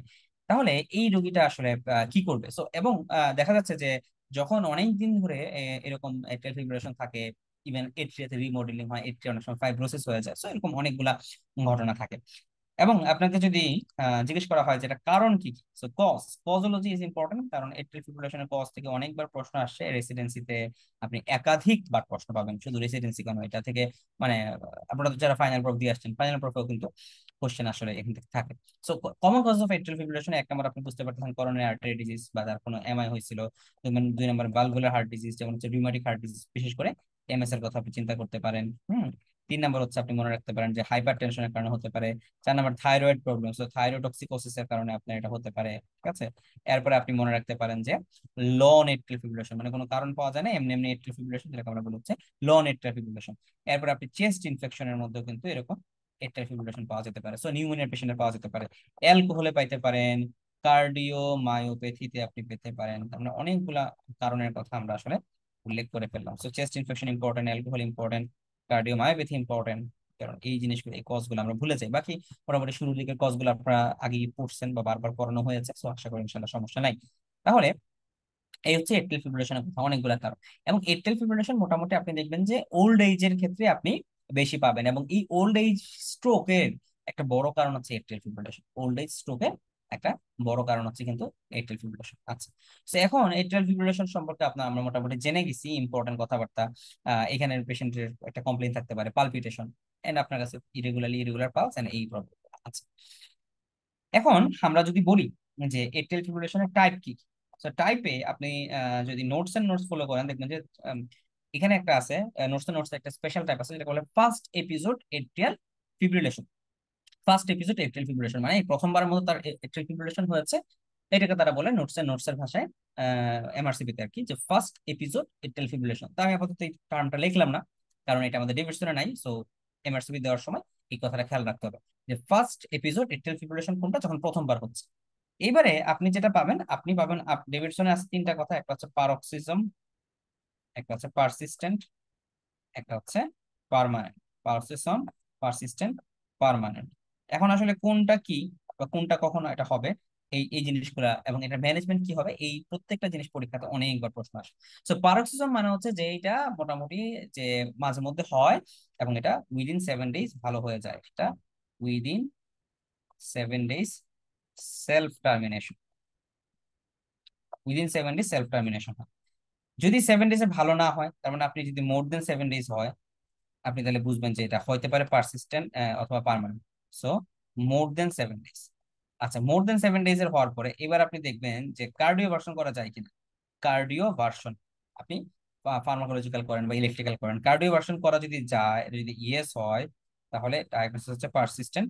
কার্ডিও ভার্সন যদি করা না যায়, যদি অ্যান্সার যদি নো হয়, তার মানে ডায়াগনোসিস হচ্ছে পার্মানেন্ট এট্রিয়াল ফিব্রিলেশন। তার মানে এট্রিয়াল ফিব্রিলেশন কয় ভাবে আমরা বললাম, এট্রিয়াল ফিব্রিলেশন মানে হচ্ছে পারসিস্টেন্ট, যেটা 7 দিনের মধ্যে ভালো হয়ে যায়। যদি এটা পারসিস্টেন্ট কখন, যখন আপনি দেখেন যে প্রলংড এপিসোড, এবং যেটাকে আপনি কার্ডিওভার্সন করে মোটামুটি ম্যানেজ করতে পারতেছেন। আর যদি কোনোভাবে ম্যানেজ করতে না পারেন, তখন কিন্তু আপনি কি করলেন, সেটাকে আপনি বললেন পার্মানেন্ট এট্রিয়াল ফিব্রিলেশন। এবং এই পার্মানেন্ট এট্রিয়াল ফিব্রিলেশন দেখা যাচ্ছে যে অনেক সময় স্ট্রাকচারালি নর্মাল হার্টও থাকতে পারে। 20% কেসে বলা হয় যে স্ট্রাকচারালি নর্মাল হার্টও এটা এরকম সমস্যা থাকতে পারে, যেটাকে আমরা বলি হচ্ছে নন এট্রিয়াল ফিব্রিলেশন। আচ্ছা, এট্রিয়াল ফিব্রিলেশনের সবচেয়ে বড় রিস্ক কোনটা? এট্রিয়াল ফিব্রিলেশনের যে মূল সমস্যা, যে মেইন ইস্যুটা হচ্ছে থ্রম্বোএম্বলিজম। কারণ এট্রিয়াল ফিব্রিলেশনে যেহেতু এট্রিয়া ঠিকমতো কন্ট্রাকশন করতে পারছে না, এখানে একটু একটু ব্লাড জমা হবে, সো এইখান থেকে থ্রম্বোএম্বলিজমের সম্ভাবনা সবচেয়ে বেশি। এবং এই থ্রম্বোএম্বলিজমের অনেকগুলো ম্যানিফেস্টেশন হতে পারে, এর মধ্যে থ্রম্বোএম্বলিজমের খুবই কমনলি যেটা আমরা পাই, যে স্ট্রোকের চান্সটা এই এট্রিয়াল ফিব্রিলেশনের পেশেন্টদের অনেক অনেক বেড়ে যায়। তো আমাদের মূল চিন্তা এট্রিয়ার রেট ঠিক করার চেয়েও আরেকটা বড় চিন্তা হচ্ছে এই পেশেন্টের জন্য স্ট্রোক না হয়, এই পেশেন্টের জন্য এরকম থ্রম্বোএম্বলিক কোনো সমস্যা না থাকে। ওকে, সো থ্রম্বোএম্বলিক জন্য কোনো সমস্যা না থাকে। তাহলে এই টোটাল ম্যানেজমেন্টটাকে আমরা খুবই সিম্পলিফাইড ওয়েতে আপনাদেরকে আমাদের ডেভিডসন ব্যাচে আলোচনা করেছি। এখানে সেই ছকটাই আমি লেখা আছে, আমি জাস্ট আপনাদেরকে সামারি করে দিচ্ছি। তাহলে এট্রিয়াল ফিব্রিলেশনে আপনাদের বইয়ে অনেক কথাবার্তা পাবেন, খুব সিম্পলি আপনি মনে রাখেন যে এট্রিয়াল ফিব্রিলেশন 7 দিনের কম, পারক্সিজম 7 দিনের বেশি, পারসিস্টেন্ট। পারসিস্টেন্ট কার্ডিওভার্সন করলেন, কার্ডিওভার্সন যদি কোনো রেসপন্স নাই তাহলে পার্মানেন্ট এট্রিয়াল ফিব্রিলেশন। আচ্ছা, এরপরে কি? আচ্ছা, এখন দেখেন যে যদি বলা হয় যে একটা মানুষের পারক্সিসমাল এট্রিয়াল ফিব্রিলেশন হয়, পারক্সিসমাল এট্রিয়াল ফিব্রিলেশন হয় সাধারণত পারক্সিসমাল এট্রিয়াল ফিব্রিলেশন গুলা কেন, মানে কোন একটা কারণে তো তার হয়েছে। দেখা যাচ্ছে তার হয়তো বা পারক্সিসমাল এট্রিয়াল ফিব্রিলেশনের সাথে তার করোনারি আর্টারি ডিজিজ আছে, তার হাই প্রেশার আছে, তার হার্ট ফেলিওর আছে। হার্ট ফেলিওর কেন? হার্ট কন্ট্রাকশন করতে পারে না, হার্ট ফেলিওর, অথবা হার্ট ফেলিওর কারণে মানে এট্রিয়া ডাইলেটেড হয়ে গেছে, তখন আপনি বুঝতে পারেন যে সমস্যা। আচ্ছা, তাহলে আপনি কি করবেন? তাহলে পারক্সিজম মানে এই রোগীর একটি ফিব্রিলেশন হয় মাঝে মধ্যে, বা প্রথমবারের মতো হয়েছে 7 দিনের মধ্যে ভালো হয়ে যাওয়া যায় সাধারণত, কিন্তু এটা হয় মানে মাঝে মধ্যে আসে পারক্সিজম, মানে মাঝে মধ্যে তার এই সমস্যাটা আসে। তখন আপনি তাদেরকে ভাগ করে নেবেন যে তার কি আসলে এরকম কোনো সমস্যা আছে কিনা, তার কি হার্টের সমস্যা আছে, তার কি মানে coronary arteries, hypertension, heart failure আছে নাকি নাই। যদি না থাকে, এই যদি না থাকে তাহলে আপনি দিতে পারেন গ্রুপ 1C এর ড্রাগ। এবং কেন এটা দিবেন? কারণ আমরা জানি যে গ্রুপ 1A 1C এই ড্রাগ গুলা নিজেরাই প্রো এরিথমিক, নিজেরাই প্রো এরিথমিক। তো যদি এদেরকে আমরা দেই তাহলে তারা এরিথমিয়া মানে করতে পারে। পাশাপাশি এট্রিয়াল ফিব্রিলেশন আর ফ্লাটার কিন্তু নিয়ারলি মানে খুবই মিল আছে। এট্রিয়াল ফিব্রিলেশন ও রিএন্ট্রি সার্কিট ছিল, রেট অনেক বেশি, 250-র মতো। এট্রিয়াল ফিব্রিলেশন ফ্লাটারে 250-র মতো রেট, এট্রিয়াল ফিব্রিলেশনের রেট সে 250 থেকে 350 হতে পারে। তো অনেক বেশি রেট আপনি পাবেন। তার মানে যেহেতু গ্রুপ 1C এর ড্রাগ গুলাকে আমরা ভয় পাই, গ্রুপ 1C এর ড্রাগ গুলো এট্রিয়াল ফ্লাটারে আমরা দিই না, সুতরাং এখানে আমরা দিব, দেওয়ার আগে আমরা জাস্ট শিওর হবো যে আমার হার্ট 100% ভালো, মানে কোনো সমস্যা নাই। এটা শিওর হওয়ার পরে আপনি গ্রুপ 1C এর ড্রাগ দিবেন। যদি আপনি দেখেন যে না, সমস্যা আছে, তাহলে সমস্যা থাকলে তো আমরা গ্রুপ 1C এর ড্রাগটা ভাই দিতে পারবো না। তাহলে গ্রুপ 1C এর ড্রাগটা যদি আমরা না দিতে পারি তখন আমি কি করবো? তখন আমাদেরকে যে কাজ করতে হবে, তখন আমরা চিন্তা করবো প্রথমে বিটা ব্লকার দেওয়া। বিটা ব্লকার দিলে মোটামুটি হার্টের রেটটা একটু কমে গেল। তো এটা কয়েকটা কাজ করে যে হার্ট রেট কমায় দেয়, একটোপিক কোনো টিস্যু থাকলে সে একটোপিক টিস্যু ফায়ারিংটাকে সে কমায় দেয়। কমায় দিয়ে দেওয়ার কারণে বিটা ব্লকারকে আমরা প্রথম চয়েস হিসেবে রাখলাম। ওকে, 2 নম্বর হচ্ছে বিটা ব্লকারকে যখন আপনি প্রথম চয়েস হিসেবে রাখলেন, এইবারে বিটা ব্লকার যদি আপনি কোনো কারণে না দিতে পারেন সেক্ষেত্রে আপনি কি করবেন? তো বিটা ব্লকারকে না দিতে পারলে এইখানে আমাদের অন্যান্য কিছু অপশন আসবে। অন্যান্য অপশনের মধ্যে কি দিতে পারলাম আমরা? অন্যান্য অপশনের মধ্যে আমরা বললাম যে এখানে এমিওডারন দিতে পারেন। তারা প্রথম বললো যে আপনি বিটা ব্লকার দেন, বিটা ব্লকার দিয়ে যদি আপনার সমস্যা মনে হয় সেই ক্ষেত্রে আপনি কি দিতে পারেন? এমিওডারন দিতে পারেন। ঠিক আছে, কারণ অনেকে থাকে তো বিটা ব্লকার প্রবলেমেটিক, তো বিটা ব্লকার দিতে পারছে না, সেক্ষেত্রে আমরা কি দিব? এমিওডারন দিব। তাহলে প্রথমত আমরা চয়েস করলাম পারক্সিজমাল এট্রিয়াল ফিব্রিলেশনের ক্ষেত্রে হার্টের সমস্যা আছে নাকি নাই। হার্টের সমস্যা আপনি মানে ক্লু খুলবেন অপশনে, পরীক্ষা সিনারিতে ক্লু খুঁজবেন। Paroxysmal atrial fibrillation, coronary artery disease আছে, হাইপারটেনশন আছে, হ্যাঁ, বা কোনো হার্ট ফেলিওর আছে, ফ্ল্যাকাইনাইট, প্রোপাফেনন দেওয়া যাবে না, দিতে হবে বিটা ব্লকার। বিটা ব্লকারের কোনো ক্লু খুঁজবেন, এজমা আছে কিনা, যদি থাকে বিটা ব্লকার দেওয়া যাবে না, দিতে হবে কি?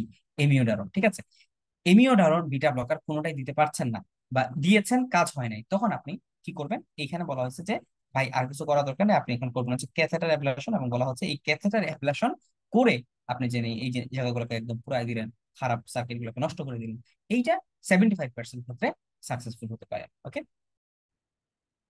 আচ্ছা, দুঃখিত আমরা একটু গ্যাপে ছিলাম। সো যে কথা বলছিলাম, তাহলে ক্যাথেটার অ্যাবলেশন আপনি মনে রাখবেন যে এখানে 75% সাকসেসফুল।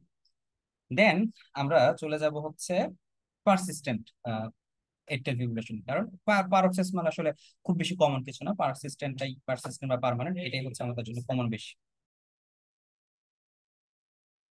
আচ্ছা, সো পারসিস্টেন্ট এট্রিয়াল ফিব্রিলেশন, এটা সম্পর্কে যদি কথা বলতে হয়, পারসিস্টেন্ট এট্রিয়াল ফিব্রিলেশনে পেশেন্টের সমস্যাটা 7 দিনের বেশি সময় ধরে হয়ে যাচ্ছে, কিন্তু পেশেন্ট ভালো হচ্ছে না। এই পর্যায়ে আপনি কার্ডিওভার্সন করার প্ল্যান করলেন, এবং কার্ডিওভার্সনের পরে যদি দেখেন যে কোনো রেসপন্স না পাওয়া যায় তাহলে সেটা পার্মানেন্টে চলে যাবে। আর যদি কার্ডিওভার্সনের পরে রেসপন্স পাওয়া যায় তাহলে সেটাকে আমরা পারসিস্টেন্ট বলবো। এখন কথা হচ্ছে আমরা কি 7 দিন অপেক্ষা করবো কিনা পারসিস্টেন্ট ডায়াগনোসিস করার জন্য? না, অ্যান্সার হচ্ছে আমরা 7 দিন অপেক্ষা করব না। 7 দিন অপেক্ষা করার আগেই আমরা আমাদের কাছে যখন একটা পেশেন্ট এট্রিয়াল ফিব্রিলেশন নিয়ে প্রেজেন্ট করবে, তার অবস্থা বিবেচনায় আমরা তাকে রেট কন্ট্রোল করতে বলতে পারি, অথবা তাকে আমরা রিদম কন্ট্রোল করতে বলতে পারি।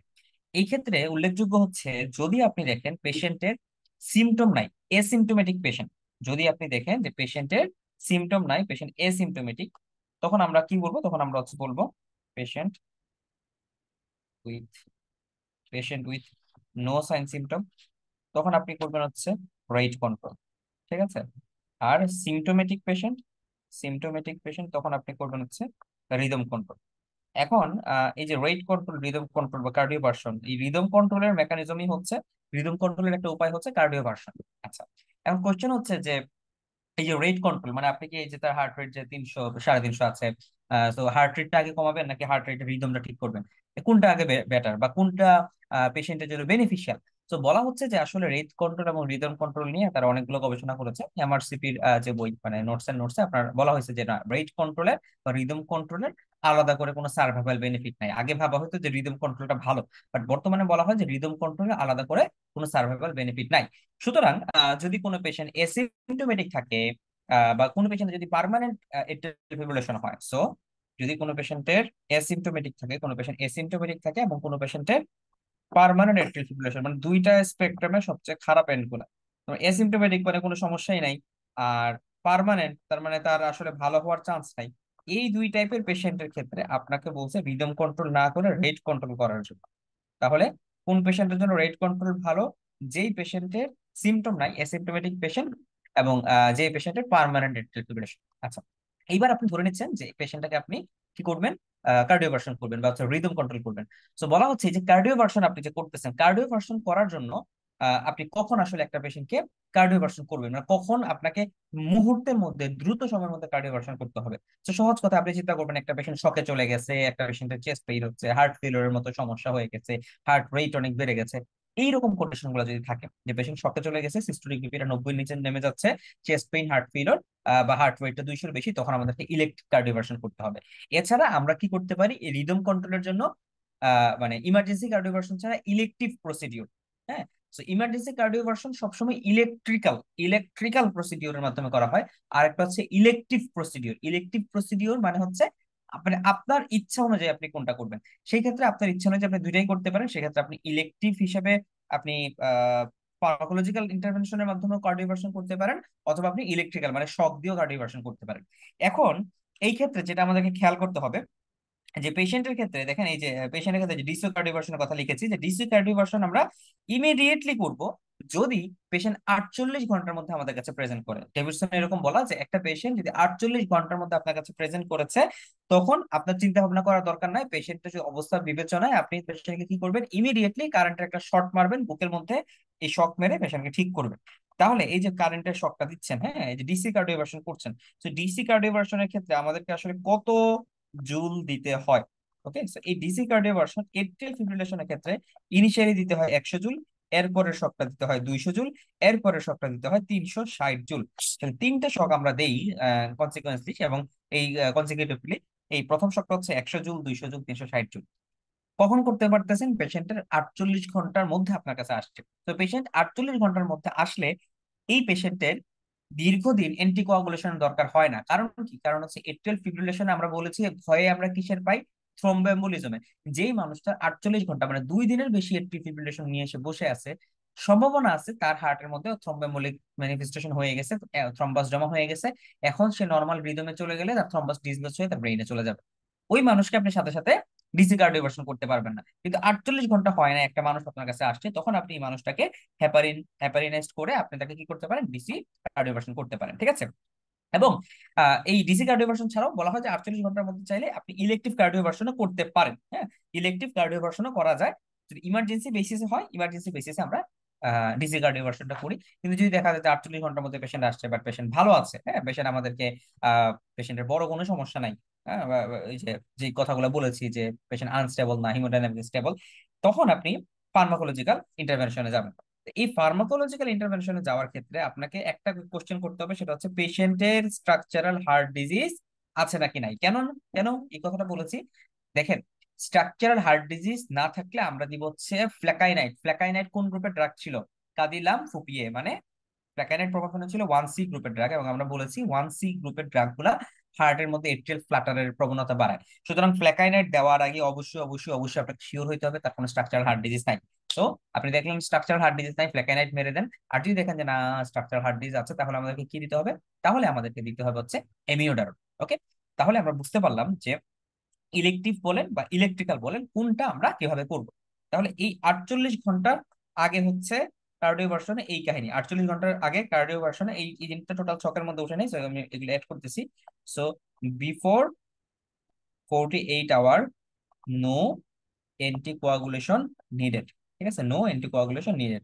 কিন্তু যদি পেশেন্টের এমন হয় পেশেন্টের 48 ঘন্টা পার হয়ে গেছে, তখন মানে এটা কেমন হবে? তখন বলা হয়েছে যে এই পেশেন্টকে আনার সাথে সাথেই আমরা রিদম কন্ট্রোল করার জন্য ডিসি শক, ফ্ল্যাকাইনাইড, প্রোপাফেনন দিতে পারবো না। তখন আমাকে কি করতে হবে? তখন আপনার বই বলতেছে, ডেফিনিশন বলতেছে যে আপনি পেশেন্টকে 4 সপ্তাহ পেশেন্টকে অ্যান্টিকোয়াগুলেশন দিবেন। অ্যান্টিকোয়াগুলেশন কি দিয়ে দিবেন বলেন তো? অ্যান্টিকোয়াগুলেশন এই ক্ষেত্রে আমাদের চয়েস অফ ড্রাগ হচ্ছে ওয়ারফারিন। চয়েস অফ ড্রাগ কি? ওয়ারফারিন। ঠিক আছে, ওয়ারফারিন। তো ওয়ারফারিন নিয়ে একটু কুইক সামারি আমরা বলে ফেলি। ওয়ারফারিন জানি কি, কিভাবে কাজ করে। ওয়ারফারিনের মূলত কাজ হচ্ছে যে আমাদের কিছু অ্যান্টিকোয়াগুলেশন ফ্যাক্টর আছে, কোয়াগুলেশন ফ্যাক্টর আছে 2, 7, 9, 10। এদের মূল কাজ হচ্ছে এরা পোস্ট ট্রান্সলেশনাল মডিফিকেশন হয়। মানে এদের ট্রান্সলেশনের পরে এদের প্রোটিনটার মধ্যে একটা পোস্ট ট্রান্সলেশনাল মডিফিকেশন হয়, যে মডিফিকেশনটা হচ্ছে ভিটামিন কে ডিপেন্ডেন্ট। ঠিক আছে, এই ভিটামিন কে ডিপেন্ডেন্ট একটা ফ্যাক্টর হচ্ছে তারা। তো যদি ভিটামিন কে ঠিক মতো কাজ না করে তাহলে 2, 7, 9, 10 কাজ করবে না। এবং এই ওয়ারফারিনের কাজ হচ্ছে ভিটামিন কে টাকে ইনএক্টিভ করে দেওয়া। সো ওয়ারফারিন কি করে? ওয়ারফারিন হচ্ছে ভিটামিন কে কে ইনএক্টিভ করে দেয়। তো ভিটামিন কে আলটিমেটলি 2, 7, 9, 10 কে অ্যাক্টিভেট করতে পারে না। সো আমাদের 2, 7, 9, 10 ফ্যাক্টর গুলা কাজ করতে পারে না। ওকে, এটা হচ্ছে মূল কথা। এখন সো ওয়ারফারিনের অ্যাক্টিভিটি আমরা কিভাবে বুঝি? তাহলে ফ্যাক্টর 2, 7, 9, 10 এর অ্যাক্টিভিটি আমরা যেভাবে বুঝবো, বুঝলে আমরা ওয়ারফারিনের অ্যাক্টিভিটি বুঝতে পারবো। ফ্যাক্টর 2, 7, 9, 10 এর অ্যাক্টিভিটি আমরা বুঝতে পারি প্রথম বিন টাইম দিয়ে। এবং এই আপনার প্রথম বিন টাইমের সাথে আপনি যদি আপনার ল্যাবরেটরি স্ট্যান্ডার্ড যে টাইম, সেই স্ট্যান্ডার্ড টাইমের একটা রেশিও করেন, স্ট্যান্ডার্ড প্রথম বিন টাইমের রেশিও করেন, সেইখান থেকে যেই ভ্যালুটা আসে সেটাকে আমরা বলি আইএনআর। আইএনআর মানে হচ্ছে ইন্টারন্যাশনাল নরমালাইজড রেশিও। সো আমরা একটা পেশেন্টকে ওয়ারফারিন দিচ্ছি, মনিটর করছি কি দিয়ে? আইএনআর দিয়ে, ইন্টারন্যাশনাল নরমালাইজড রেশিও দিয়ে। নেক্সট কোশ্চেন, ওয়ারফারিন থেকে যেটা থাকতে পারে, ওয়ারফারিন কি প্রেগন্যান্সিতে সেফ? না, ওয়ারফারিন প্রেগন্যান্সিতে সেফ না। ওয়ারফারিন প্রেগন্যান্সিতে সেফ না। ঠিক আছে, সো ওয়ারফারিন প্রেগন্যান্সিতে আনসেফ। কেন?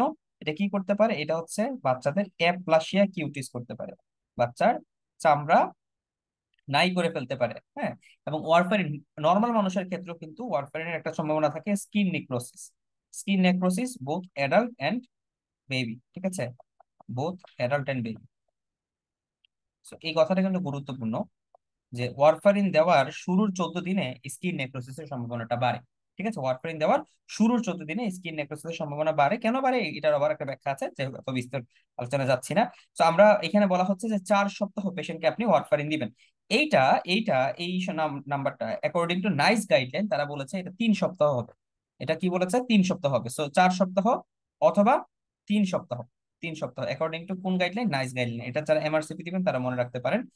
বা হয়তো বা আপনি দেখবেন যে ডেভিডসনের কোন এডিশনে এটা চেঞ্জ চলে আসবে। সো নাইস গাইডলাইন বলতেছে যে তাকে মানে কার্ডিও ভার্সনের আগে 3 সপ্তাহ সময় দিতে হবে। ডেভিডসন বলতেছে যে 4 সপ্তাহ। তাহলে আমরা রিস্ক নিলাম না, আমরা 4 সপ্তাহে পেশেন্টকে অ্যান্টিকোয়াগুলেশন করলাম ওয়ারফারিন দিয়ে। ওয়ারফারিন দেওয়ার পরে আমরা এখন কি পেশেন্টকে কি করলাম? কার্ডিও ভার্সন করলাম। এবং বলা হচ্ছে যে after cardio version, after cardio version পেশেন্টকে আরো 4 সপ্তাহ অ্যান্টিকোয়াগুলেশন চালা যেতে হবে minimum. After cardio version, after cardio version পেশেন্টকে আরো 4 সপ্তাহ মিনিমাম চালা যেতে হবে। এবং অনেক ক্ষেত্রে এটা বলা হয় যে লাইফ লং করা যেতে পারে। ঠিক আছে, সো এখানে বলা হচ্ছে যে following electrical cardioversion patient should be anticoagulated for at least 4 week. আপনি নোটস এরকম কথাটা পাবেন যে পেশেন্টকে কমপক্ষে 4 সপ্তাহ আমরা চালায় যাব। দেন 4 সপ্তাহ চালানোর পরে, 4 সপ্তাহ অ্যান্টিকোয়াগুলেশন মাস্ট। এরপর হচ্ছে আপনি ডিসিশন নেবেন যে এই পেশেন্টের ফার্দার অ্যান্টিকোয়াগুলেশন লাগবে কিনা। ঠিক আছে, সো আমরা কয় সপ্তাহ দিচ্ছি? আগে 4 সপ্তাহ, পরে 4 সপ্তাহ। আর অ্যাকর্ডিং টু নাইস গাইডলাইন আগে 3 সপ্তাহ, পরে 4 সপ্তাহ। এখন এই যে ডিসিশনটা নেন যে আপনি পেশেন্টের অ্যান্টিকোয়াগুলেশন লাগবেন কিনা, এই ডিসিশন নেওয়ার জন্য আমরা একটা স্কোরিং ইউজ করি। সেই কি স্কোরিং ইউজ করি? এটাকে বলা হয় চেড বা স্কোর। ঠিক আছে, এটাকে কি বলা হয়? চেড বা স্কোর। ঠিক আছে, চেড বা স্কোর। তো এই চ্যাট বাস স্কোর করার মাধ্যমে আমরা হচ্ছে মূলত ডিসিশন নিতে পারি যে এই পেশেন্টটা, আমরা যে পেশেন্টটাকে এখন চিন্তা করতেছি যে অ্যান্টিকোয়াগুলেশন দিব, এই পেশেন্টটা পরবর্তীতে কোনো অ্যান্টিকোয়াগুলেশন লাগবে কিনা। ঠিক আছে, পরবর্তীতে কোনো অ্যান্টিকোয়াগুলেশন লাগবে কিনা। আচ্ছা, তো এই চ্যাট বাস স্কোরে কি আছে? এটা থেকে পরীক্ষাতে বেশ কোশ্চেন আসে, বিশেষ করে রেসিডেন্সিতে কিন্তু চ্যাট বাস স্কোর ইম্পর্টেন্ট, বা আপনাদের এফসিপিএস এমআরসিপি সব জায়গায় ইম্পর্টেন্ট। চ্যাট বাস স্কোরে আমরা দেখি যে এই পেশেন্টের সিতে হচ্ছে কনজেস্টিভ হার্ট ফেলিওর আছে কিনা। এতে আমরা দেখি এইজ, এজ যদি মোর দেন 75 হয় তাহলে পেশেন্ট পায় হচ্ছে 2 পয়েন্ট। এই কারণে এ এর মধ্যে 2 লেখা আছে, এর সাথে 2 লেখা আছে। ওকে, সো চ্যাটের এইজ বাদ গেছে। এইজ তো হচ্ছে হাইপার টেনশন। এতে হচ্ছে এইচ 75-এর বেশি বা 75-এর উপরে হলে 2 পয়েন্ট, আর 65 থেকে 74 হলে হচ্ছে 1 পয়েন্ট। চ্যাট ডি, ডিতে হচ্ছে ডায়াবেটিস মেলাইটাস। হ্যাঁ, ডায়াবেটিস থাকলে হচ্ছে 1 পয়েন্ট পাবে। তারপরে হচ্ছে ভিতে হচ্ছে ভাস্কুলার। ভাস্কুলার প্রবলেম মানে হচ্ছে, ভাস্কুলার প্রবলেম মানে আপনি বুঝতে পারবেন যে পেশেন্টের কোনো আগে থেকে কোনো স্ট্রোক অথবা ট্রানজিয়েন্ট ইসকেমিক অ্যাটাকের হিস্ট্রি আছে কিনা। জেড ভাস এ, এতে তো এইজ এর কথা বলেই ফেলছে, উপরে চলে গেছে। সো এ ফর এইচ, আর হচ্ছে এস, এস তে হচ্ছে আপনার কি সেক্স। সেক্স এর ক্ষেত্রে বলা হচ্ছে ফিমেল যদি হয় সেক্ষেত্রে সে 1 পয়েন্ট পাচ্ছে, ফিমেল হইলে 1 পয়েন্ট পাচ্ছে, মেইলে কোনো পয়েন্ট পাচ্ছে না। ওকে, সো চ্যাট ভাস, এটা হচ্ছে আমাদের চ্যাট ভার্সেস স্কোরের মূল কথা। Chat versus score, chat versus score যে আমরা কি কি শিখলাম, চ্যাট ভার্সেস স্কোরে হচ্ছে আহ সিও দরকার নাই। সো সি আমাদের ইয়াতে দিছেন। আচ্ছা যাই হোক, সো চ্যাট ভার্সেস স্কোর হচ্ছে congestive heart failure, hypertension, age 65 বেশি না 75 বেশি হলে 2 পয়েন্ট, 65 থেকে 74 1 পয়েন্ট, ডি তে ডায়াবেটিস মেলাইটাস, ডি এর ভাস্কুলার, ভাস্কুলার স্ট্রোক বা ট্রানজিয়েন্ট ইসকেমিক অ্যাটাক। এরপরে এতে তো গেলে, আর সেক্স হচ্ছে মেল, মেল হইলে 0 পয়েন্ট, ফিমেল হইলে হচ্ছে 1 পয়েন্ট। তাহলে আপনি এইটার সাপেক্ষে কোন পেশেন্টকে কতদিন অ্যান্টিকোয়াগুলেশন করবেন। বলা হয় যে এই চ্যাট ভার্সেস স্কোর প্রত্যেকটাতে হচ্ছে 1 পয়েন্ট, এই প্রত্যেকটাতে 1 পয়েন্ট আপনি করে পাবেন। এর মধ্যে যেখানে 2 লেখা আছে এখানে 2 পয়েন্ট পাবেন। বলা হচ্ছে যদি এটার সাপেক্ষে আপনি ক্যালকুলেশন করার পরে যদি আপনার রেজাল্ট এরকম আসে যে 0, তাহলে 0 হইলে তো কোনো ট্রিটমেন্ট দরকার নাই। রেজাল্ট আসছে 1, 1 হইলে, এখন দেখেন মহিলাদের ক্ষেত্রে এটা এমনি 1 না, তাহলে মহিলারা তো বাই ডিফল্ট এমনি 1 পেয়ে যাচ্ছে। সো মহিলাদের ক্ষেত্রে 1-এ ট্রিটমেন্ট শুরু করার দরকার নাই। ঠিক আছে, তাহলে 1 যদি হয় no R X in female, তাহলে ফিমেলদের ক্ষেত্রে কখন শুরু করবেন, আর এক্স ইন ফিমেল। ঠিক আছে, আর মেলদের, তাহলে ফিমেলদের ক্ষেত্রে 2 হইলে আপনি চিকিৎসা শুরু করতে হবে, ফিমেল এবং মেল বোথ। আর 1 হইলে আপনি মেলদের ক্ষেত্রে চিকিৎসা শুরু করতে পারবেন, কারণ মেইলের ক্ষেত্রে 1 হইলে তার মানে কি, তার মেইলের ক্ষেত্রে সেক্স কোনো ফ্যাক্টর না। সো এখানে সে 0 পায়, সুতরাং এই পয়েন্টগুলোর মধ্যে যে কোনো একটা পয়েন্ট থাকলেই মেইল তার চিকিৎসা শুরু করবে। আর যদি সে ফিমেল হয় তাহলে কি করবে, সে এইখানে 2 পয়েন্ট পাইলে সে চিকিৎসা শুরু করবে। So, এটা আসলে একটা বক্কর চক্কর লেগছে, এই সেক্স কথাটা বাদ দিয়ে আলটিমেটলি সবার জন্য যদি 1 পয়েন্ট করে দেয় ব্যাপারটা ইজি হয়ে যায় আর কি, কারণ এখানে মানে কোনো কিছু কনক্লুশন হয় না 1 পয়েন্ট থেকে। সো আমরা যাই হোক, আমরা আমরা চ্যাট ভার্সেস স্কোর, স্কোরটার কথা জানতে পারলাম। এই চ্যাট ভার্সেস স্কোরের সাপেক্ষে আমরা বুঝতে পারি যে একটা পেশেন্টকে আমরা আদতে অ্যান্টিকোয়াগুলেশন দিব কিনা। ঠিক আছে, অ্যান্টিকোয়াগুলেশন দিব কিনা। আচ্ছা, এইখানে একটা কথা বলি, এই জায়গাতে একটা মত পার্থক্য আছে, যে আমরা যে বলেছিলাম যে 4 সপ্তাহ, 4 সপ্তাহ এটা ছিল এমআরসিপির বই অনুসারে, আর ডেভিডসন অনুসারে এটা হচ্ছে আপনার ভালো রকম কার্ডিওভার্সনের পরে, অ্যাকর্ডিং টু ডেভিডসন, ডেভিডসন বলেছে যে 3 মাস। ডেভিডসন কি বলেছে, ডেভিডসন বলেছে যে 3 মাস দেন ডিসিশন হবে। So, আমরা যেহেতু ডেভিডসনের পড়া পড়ছি, তো ডেভিডসনের কথাটাকে আমি আবার একটু দাগায় দিই। প্রথম কথা, ডেভিডসন বলেছে আগে দিবেন 4 সপ্তাহ, আগে দিবেন 4 সপ্তাহ, পরে দিবেন 3 মাস, আগে দিবেন 4 সপ্তাহ, পরে দিবেন 3 মাস। এটা সোর্স হচ্ছে ডেভিডসন, এটা সোর্স হচ্ছে ডেভিডসন, এটা সোর্স হচ্ছে নোটস এন্ড নোটস, এটা সোর্স হচ্ছে নোটস এন্ড নোটস। ঠিক আছে, আমি আপনাদের দুইটাই পড়াশোনা মনে রাখার জন্য লিখে দিলাম। ওকে, সো এরপরে আমরা ফার্দার ডিসিশন নিব, এবং ফার্দার ডিসিশন নিয়ে পেশেন্টকে কোন দিকে দিতে হয় সেটা আমরা চিন্তা করব। তাহলে আমরা এতক্ষণ ধরে যে জিনিসটা পড়াশোনা করেছি সেটা হচ্ছে রিদম কন্ট্রোল, এবং রিদম কন্ট্রোল, কার্ডিওভার্সন, এবং এর সাথে অ্যান্টিকোয়াগুলেশন আমরা কিভাবে ম্যানেজ করব। এবারে যদি কোনো পেশেন্টকে রিদম কন্ট্রোল করা না যায়, রিদম কন্ট্রোল করা ইন্ডিকেটেড না হয়, রিদম কন্ট্রোল যদি আনসাকসেসফুল হয়, সেই পর্যায়ে আমাদের কাজ হচ্ছে পেশেন্টকে রেট কন্ট্রোল করা। সো রেট কন্ট্রোল কি করে করবেন চলুন আমরা দেখি। তো রেট কন্ট্রোলের ক্ষেত্রে আমাদের কাছে অপশন হচ্ছে 3টা। একটা হচ্ছে বিটা ব্লকার, 2 নম্বর হচ্ছে rate limiting calcium channel blocker, এবং 3 নম্বর হচ্ছে ডিগক্সিন। এর মধ্যে বিটা ব্লকার এবং rate limiting calcium channel blocker যেটা, সেটার ভালো দিক হচ্ছে যে এটা আপনার এক্সারসাইজ টলারেন্স বাড়াবে, বা স্ট্রাকচারাল হার্ট ডিজিজ যদি থাকে, বা হাইপারটেনশন যদি থাকে, 3টা ক্ষেত্র, এক্সারসাইজের ক্ষেত্রে, স্ট্রাকচারাল হার্ট ডিজিজের ক্ষেত্রে, এবং হাইপারটেনশনের ক্ষেত্রে বিটা ব্লকার ক্যালসিয়াম চ্যানেল ব্লকারের রোল হচ্ছে ভালো। এবং যদি দেখেন যে কোনো পেশেন্টের হার্ট ফেইলিওর থাকে, সিস্টোলিক বিপি যদি 90-এর কম থাকে, যে সিস্টোলিক বিপি 90-এর কম, তার হার্ট কাজ করতে পারতেছে না, তার হার্ট ফেইলিওর, তখন আপনি দিতে পারেন হচ্ছে ডিগক্সিন। এই জায়গাতে খেয়াল রাখতে হবে যে আপনি বিটা ব্লকারের সাথে, যদি বিটা ব্লকারের খালি মানে রেট কন্ট্রোলটা না হয়, সেক্ষেত্রে বিটা ব্লকারের সাথে আপনি ডিগক্সিন দিতে পারেন, অথবা ক্যালসিয়াম চ্যানেল ব্লকারের সাথে আপনি ডিগক্সিন দিতে পারেন। কিন্তু বিটা ব্লকারের সাথে ক্যালসিয়াম চ্যানেল ব্লকারটা দেওয়া যাবে না। কেন দেওয়া যাবে না, কারণ বিটা ব্লকার এমনি হার্ট রেট কমায় দেয়, ক্যালসিয়াম চ্যানেল ব্লকারও এভি নোড কে মানে ব্লক করে দেয়। সো এই ক্ষেত্রে একটা হার্ট ব্লকের চান্স থেকে যায়। আচ্ছা, সো এই জিনিসটা আমরা মনে রাখার চেষ্টা করবো। তাহলে পরীক্ষাতে যখন কোশ্চেন থাকবে যে যার রিদম কন্ট্রোল সম্ভব না, অথবা পার্মানেন্ট এট্রিয়াল ফিব্রিলেশন, অথবা এসিমটোমেটিক এট্রিয়াল ফিব্রিলেশন, হ্যাঁ, এবং যার ক্ষেত্রে আপনি রিদম কন্ট্রোল স্ট্র্যাটেজি গুলো ফেল করেছে, তাদের ক্ষেত্রে আমরা রেট কন্ট্রোলে গেলাম, এবং রেট কন্ট্রোল হচ্ছে এদেরকে দিয়ে আমরা রেট কন্ট্রোল করলাম। অ্যাজমাটিক পেশেন্টের ক্ষেত্রে ক্যালসিয়াম চ্যানেল ব্লকারটাকে আমরা চয়েস অফ ড্রাগ হিসেবে নিলাম। আর নর্মাল পেশেন্টের ক্ষেত্রে বিটা ব্লকার, বিটা ব্লকারের মধ্যে আপনি মেটোপ্রোডল অথবা বিসোপ্রোডল এই দুইটাকে আপনি বেশি প্রেফার করবেন। এটানল মোটামুটি চলে, বাট বিসোপ্রোডলকে আসলে বর্তমানে বেশি প্রেফার করা হয়। আচ্ছা, এরপরে আপনি যদি দেখেন যে না কোনো কিছুতেই কাজ হচ্ছে না, একদম পুরোলি কন্ট্রোল এবং সিমটোমেটিক এট্রিয়াল ফিব্রিলেশন, তখন আমরা পেসমেকার দিব এবং এভি ব্লক বা ক্যাথেটার অ্যাবলেশন এইরকম স্ট্র্যাটেজি গুলো নিতে পারি। তাহলে আমরা মোটামুটি স্ট্র্যাটেজি গুলো সম্পর্কে শিখে ফেলছি যে কি কি স্ট্র্যাটেজি আমরা নিয়ে থাকি। তাহলে প্রথমত হচ্ছে রিদম কন্ট্রোল, দেন রেট কন্ট্রোল, কাজ না হলে হচ্ছে আমরা পেসমেকার অথবা হচ্ছে ক্যাথেটার অ্যাবলেশন। তবে এখানে catheter ablation treatment of the choice না।